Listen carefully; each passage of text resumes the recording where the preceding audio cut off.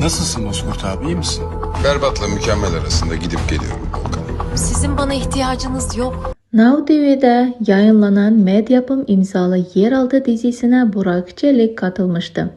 Başarılı oyuncu Burak Çelik dizinin bu hafta yayınlanacak yeni bölümün itibarıyla Volkan karakteriyle hikayeye katılıyor.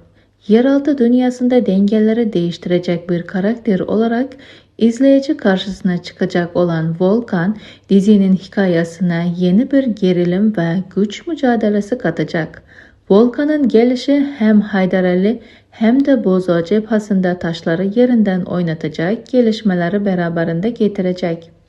İstanbul'un karanlık dünyasında kurulan dengelerin yeniden şekillenmesine neden olacak.